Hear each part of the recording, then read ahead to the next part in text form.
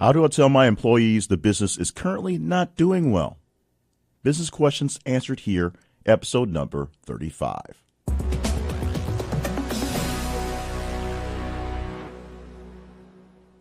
This is Business Questions Answered Here.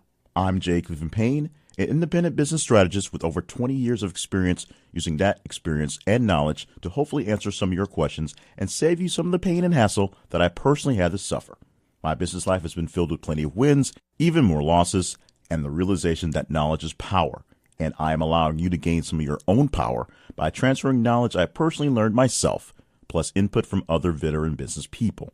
For more information on how you can get your business questions showcased on this podcast or about any of the business services my company offers, visit the website businessquestionsansweredhere.com. This episode is sponsored by Blinkist. More on that sponsor in a moment, but first, let's get to today's question. Clifford asked today's question about giving some bad news that's not quite yet bad news to his employees. Here's how it reads. My small custom manufacturing company had a solid but not a great year. Very optimistic projections for next year have us doing more or less the same next year. But our optimistic projections from last year led us to believe that we would close out better than we did this year. I'm not preparing to shut down the business, but I don't have a real gauge of how healthy the business is. How do I tell my team about the trouble we are facing without setting off a panic?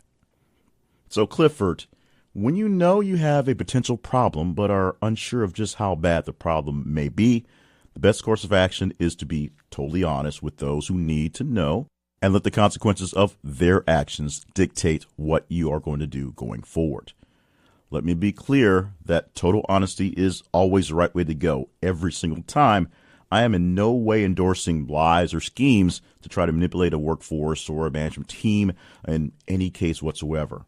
But we do know there are plenty of cases where this tactic is employed and employed successfully, at least until the full truth eventually comes out. And as we also always know, it will always come out at the wrong point of the cover-up. So honesty always works.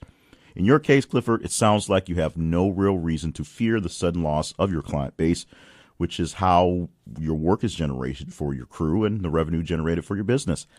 But at the same time, you have no idea whether you can keep your current client base and sustain the business that you need to give your current workers enough work to do at whatever you're currently paying them. Businesses exist to make money. It's period. That's what they exist to do. Money is needed to at least sustain the business and hopefully create wealth for all those involved.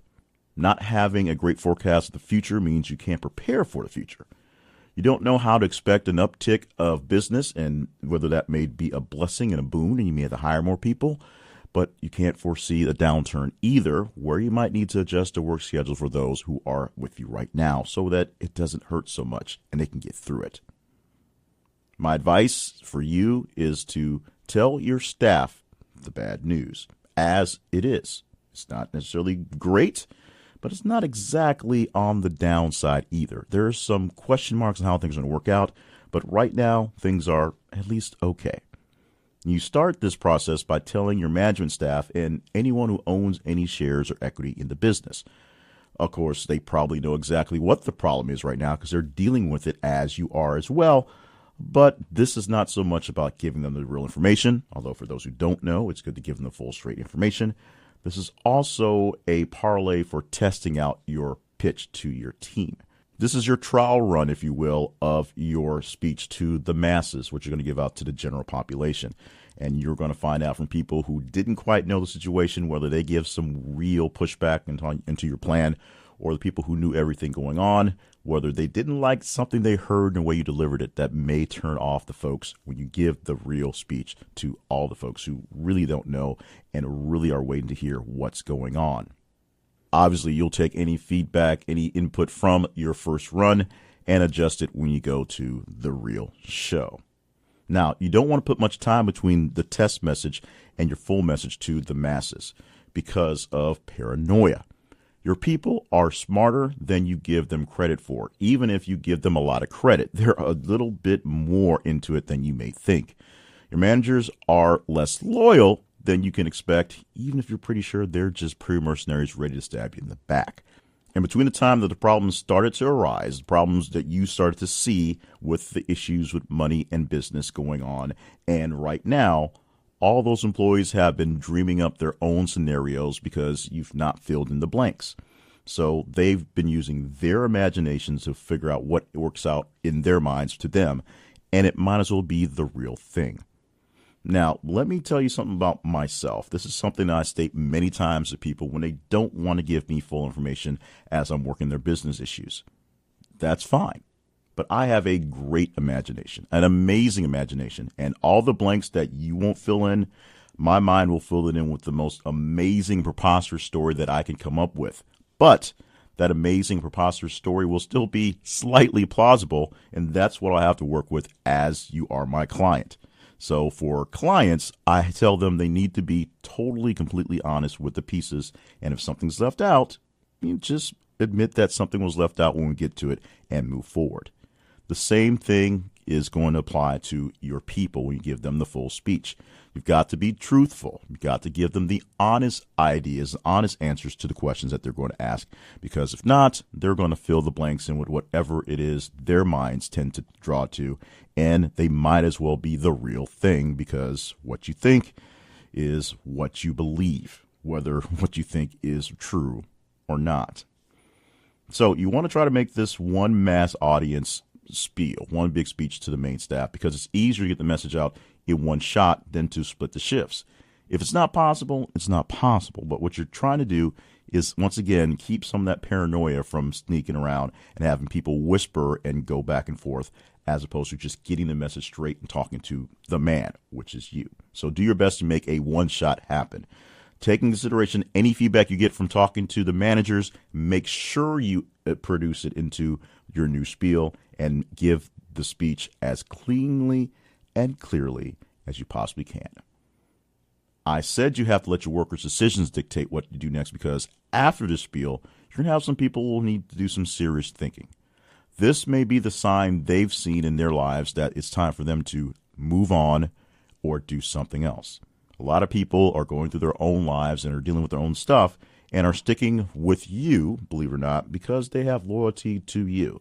And that's great. They may continue that loyalty and will be there for you all the way as the ship goes down.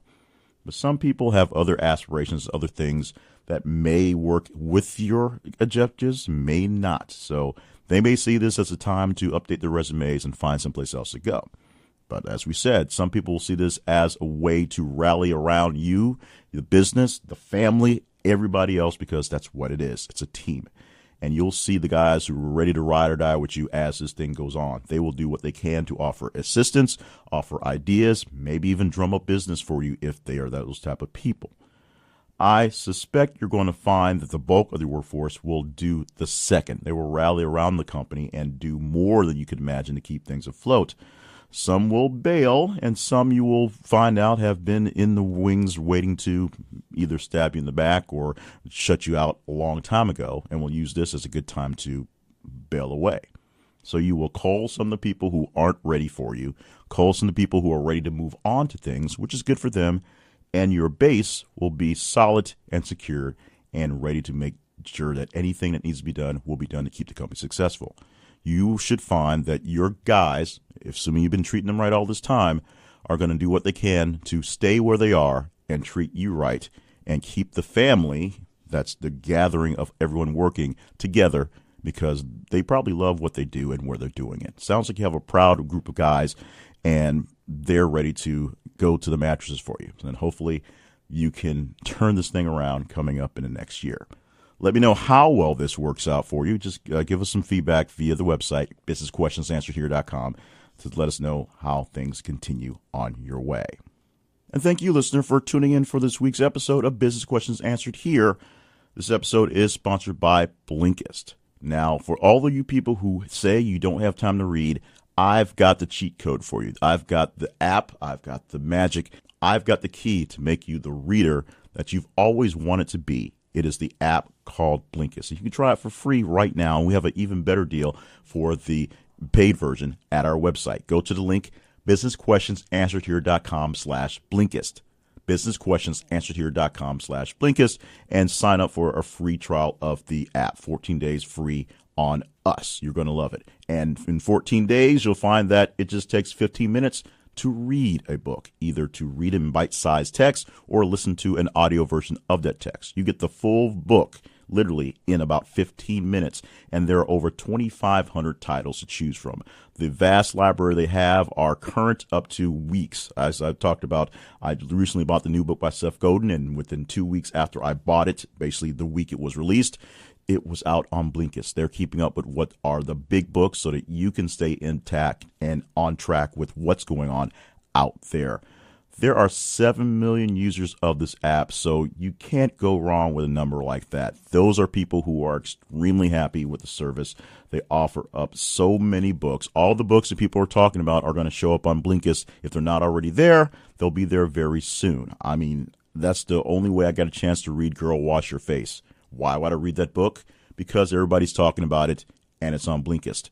Sure, I could have bought it, but that would have been a little weird. But since I had the subscription to Blinkist, it was there, and it got a lot of insight, and I got it in there. And trust me, I'm using it. You can use it too. You can use the information and knowledge from a myriad of all the popular business and nonfiction books and just learn new stuff in literally 15 minutes by opening the Blinkist app on your phone. And we have a deal for you. 14 days free of the app. Try it by going to businessquestionsansweredhere.com/Blinkist. That's spelled BLINKIST. Businessquestionsansweredhere.com/Blinkist. This week we asked you the business question: how do you deliver bad news to your employees?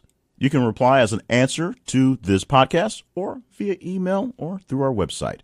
You can, of course, help us grow and maintain this podcast by visiting our sponsors and, of course, stopping by our webpage, businessquestionsansweredhere.com, for more information about the podcast, archives, and subscription information, and submit your question for review. Once again, I'm J. Clifton Payne, eagerly awaiting your business question to answer here.